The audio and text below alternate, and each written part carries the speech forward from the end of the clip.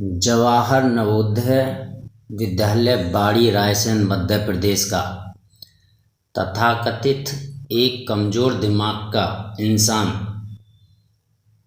School में बच्चों की एक भरी सभा को संबोधित करते हुए कह रहा है कि भारतीय संविधान का एक भी अक्षर बाबा साहब डॉक्टर भीमराव अंबेडकर ने नहीं लिखा। पहले तो देखते हैं उसकी ये वीडियो, फिर इसकी नस्ल सुधारने का और इसके दिमाग को सुधारने का काम करेंगे। इसकी नस्लों को जानकारी देंगे कि भारतीय संविधान को बाबा साहब ने लिखा था। कैसे, पहले इसको सुनते हैं, फिर हम इसको और इसकी नस्लों को सुधारने का काम करेंगे। जो पद के रूप में सबसे ऊपर प्रतिष्ठित हो और फिर उसका पालन करना अपने आप में एक अनूठी मिसाल रही है। आप देखें, भारत का संविधान गढ़ने के लिए, रचने के लिए बहुत सारी लड़ाइयां लड़ी गई कि हम अपना कानून लागू करें। अपना कानून मतलब अपने द्वारा बनाया गया।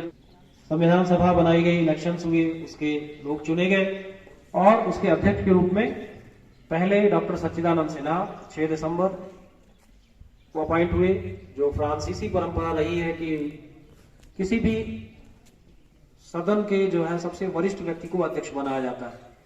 उसको हमने फॉलो किया और उनको अध्यक्ष बनाया, अस्थायी अध्यक्ष। और 9 दिसंबर 1946 को हमने डॉक्टर राजेंद्र प्रसाद जी को इसका अस्थायी अध्यक्ष नियुक्त किया। भारत के संविधान को गढ़ने वाले बहुत सारे लोग विभिन्न देशों का दौरा करते रहे। उन्होंने वहां के संविधान का अध्ययन किया। जिन संविधानों का अध्ययन किया गया प्रमुख देशों में अगर देखें तो जापान, रशिया, आयरलैंड, ब्रिटेन, संयुक्त राज्य अमेरिका, कनाडा, ऐसे जैसे देश शामिल रहे जिनमें विकसित भी थे, विकासशील भी थे, और उनको पढ़कर उनकी परिस्थितियों को अपने यहाँ से मेल खाते हुए शामिल करने का व्यवस्था की गई।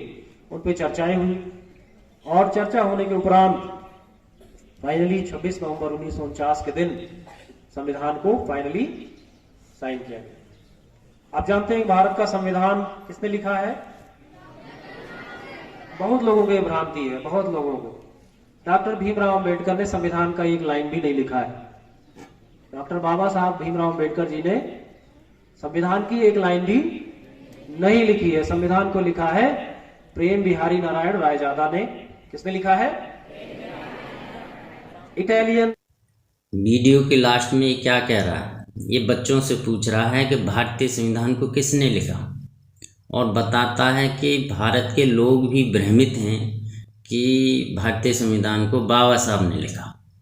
वो इसका श्रेय दे रहा है प्रेम बिहारी नारायण रायजादा को। अब इस कमज़ोर दिमाग के आदमी को मैं ये बताना चाहता हूँ कि ये गधा दिमाग है। ये गधा दिमाग है और जातिगत मानसिकता से ग्रसित है। कैसे? देखो, पहले तो इसके दिमाग की नॉलेज को सही करती हैं। इसकी नॉलेज ही गलत है। ये जिस स्कूल से पढ़ के आया है वो खद्दड़ दिमाग के लोगों का स्कूल रहा होगा। कैसे? ये बच्चों से कह रहा है कि 6 दिसंबर 1946 को सच्चिदानंद सिन्हा को अस्थायी अध्यक्ष बनाया गया और 9 दिसंबर 1946 को डॉक्टर राजेंद्र प्रसाद को स्थायी अध्यक्ष चुना गया। आप संविधान को खोल के देख लीजिए, हर किताब को खोल के देख लीजिए। भारतीय संविधान की लेखकों की हर किताब जो ऑथेंटिक हो, उसमें 6 दिसंबर सन 1946 को संविधान सभा का गठन हुआ था। 9 दिसंबर सन 1946 को संविधान सभा की पहली बैठक हुई और उस पहली बैठक में डॉक्टर सच्चिदानंद सिन्हा को अस्थायी अध्यक्ष चुना गया। इसके 2 दिन बाद 11 दिसंबर सन 1946 को डॉक्टर राजेंद्र प्रसाद को स्थायी अध्यक्ष चुना गया। इस उल्लू को यही पता नहीं है कि 6 दिसंबर को क्या हुआ था और 9 दिसंबर को क्या हुआ था। पहले तो ये अपनी जानकारी दुरुस्त कर ले, बच्चों को ये गलत शिक्षा दे रहा है। अब इसकी जानकारी को दुरुस्त करने के लिए बता दूं कि भारतीय संविधान को बाबा साहब ने कैसे लिखा था। दिसंबर सन 1946 को संविधान सभा गठित कर दी गई और 9 दिसंबर सन 1946 को डॉक्टर सच्चिदानंद सिन्हा इसके अस्थायी अध्यक्ष बने। फिर 2 दिन बाद 11 दिसंबर 1946 को डॉक्टर राजेंद्र प्रसाद जी को स्थायी अध्यक्ष चुना गया। 22 जुलाई 1947 को संविधान सभा ने हमारे देश का राष्ट्र झंडा स्वीकृत किया, अपनाया और 15 अगस्त 1947 को हमारा देश पूर्णतः आज़ाद नहीं, हमारा देश डोमिनियन ऑफ इंडिया बना। डोमिनियन ऑफ इंडिया, डोमिनियन का मतलब जानते हो? डोमिनियन का मतलब होता अधिराज्य। मतलब जब तक भारत का अपना संविधान नहीं होगा तब तक वह इंग्लैंड क्राउन के अधीन एक राज्य होगा। उसके विदेशी, फौजी आदि महत्वपूर्ण मामले सब ब्रिटिश क्राउन के अधीन ही रहेंगे। ये आप अपने दिमाग में फीड करिए। अब 15 अगस्त 1947 को जवाहरलाल नेहरू हमारे देश के प्रधानमंत्री बन गए, लेकिन हमारे देश के प्रधानमंत्री जवाहरलाल नेहरू जी के हाथ ब्रिटिश क्राउन ने बांध रखे थे। वो पूर्णतः आज़ाद नहीं थे, वो अपने दिमाग से फैसले नहीं ले सकते थे। तो भारत के हाथों की बेड़ियों को खोलने के लिए एक बाप और दूसरा बाबा ढूंढा गया। एक बाप और दूसरा बाबा ढूंढा गया। बाप थे सर BN राव, बेनेगल नरसिम्हा राव, और बाबा थे doctor BR Ambedkar, Bharat Ratna doctor BR Ambedkar. इस कमज़ोर दिमाग इंसान को ये बता दूं कि 29 अगस्त सन 1947 को भारतीय संविधान सभा में एक ड्राफ्टिंग कमेटी बनी, जिसका काम था भारतीय संविधान को लिखना, पक्के रूप से लिखना। और इस कमेटी के अध्यक्ष थे भारत के बाबा, हम सबके प्यारे बाबा साहब डॉक्टर BR अम्बेडकर, जिन्होंने अपने अथक प्रयास से BN राव की बाबा साहब 29 अगस्त 1947 को ड्राफ्टिंग कमेटी के अध्यक्ष बन गए थे और उन्हें अपना काम करना था। लेकिन BN राव ने अपना काम लेट किया और 1948 में कच्चा मसौदा संविधान का ड्राफ्टिंग कमेटी को दिया। फिर ये संविधान में चर्चाएं होती थी, वहाँ पर आर्टिकल पास किए जाते थे, संशोधन किए जाते थे। वो संशोधन बाबा साहब के पास भिजवाए जाते थे। बाबा साहब उन संशोधनों को रीड करते थे, पढ़ते थे, एक एक संशोधनों को क्रम से लिखते थे, आर्टिकल को लिखते थे। बाबा साहब ने एक एक आर्टिकल को दिन रात मेहनत करके क्रमबद्ध रूप से लिखा और इस संविधान को इंग्लिश में लिखकर, अंग्रेजी में, मूल रूप से अंग्रेजी में लिखकर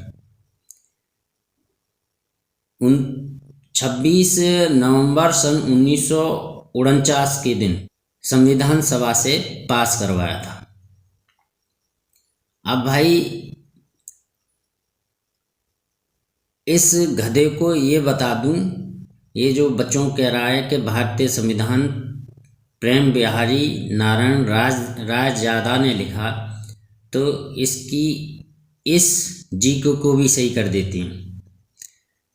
भारत एक खूबसूरत लोगों का देश है, और इसे बदसूरत बनाने का काम इस जैसे गधे कर रहे हैं। अब ये गलत नॉलेज जब बच्चों में डालेंगे तो हमारा जो भारत जो खुशबू फैलाता था विश्व में, वो उसका थोड़ा सा उसमें सड़न पैदा हो गई है ऐसे गधों की बदौलत। तो अब प्रेम बिहारी नारायण का क्या योगदान था भारतीय संविधान में? उनका ये योगदान था कि वो एक कलाकार थे, उनकी लेखन कला बहुत अच्छी थी। भारत में सबसे बड़े वो कैलीग्राफी, उसे बोलते हैं कैलीग्राफर, यानी लिखने की कला का माहिर, बहुत शुद्ध रूप से उसमें वो माहिर थे। वो संविधान सभा ने उन्हें लिखने के लिए हाइक किया, किराए पर लिया, यानी उन्हें ये काम सौंपा गया। इसके बदले में उन्हें पुरस्कार दिया गया। और उन्होंने जो इंग्लिश का जो हमारे बाबा साहब ने जो संविधान लिखा था, संविधान सभा की जो मेंबर थे, उन्होंने जो संशोधन दिया और बाबा साहब ने अथक प्रयास से क्रमबद्ध रूप से लिखा, क्रमबद्ध सीरीज बाय सीरीज, उसको सजाने का काम, अपनी लेखन कला से खूबसूरत बनाने का काम ज्यों का त्यों का भाई उनके बाप दादा ने जब वो काम कर दिया तो उसको अच्छे भाषा में लिखने का काम प्रेम बिहारी नारायण राय ज़्यादा ने किया था। अब ये कहें कि भाई बाप दादाओं ने कोई काम नहीं किया और औलादें कहें हमारे बाप दादा ने, तो बेटा तू पैदा ही क्यों हुआ था? बाप दादाओं की बदौलती तो तू आगे बढ़ गया। बाप दादा ना होते तो अंग्रेज़ों का गुलाम होता। इस अपनी जीको को सुधार ले और भारतीय बच्चों को ऐसा ज्ञान मत बांटा कर। अब भारतीय बच्चे ऐसे नहीं रहे, समझदार हैं, तेरे जैसे उल्लुओं को ढंग से पहचानते हैं। तो भाई बाबा साहब ही भारतीय संविधान के शिल्पकार हैं, लिखने वाले हैं। इस जीके को अपने माइंड में और दिल में बसा लो, नहीं तो ऐसे गधे हैं ना, भारत में बदबू फैलाते रहेंगे। इसी के साथ जय भीम, जय भारत, जय संविधान, जय विज्ञान।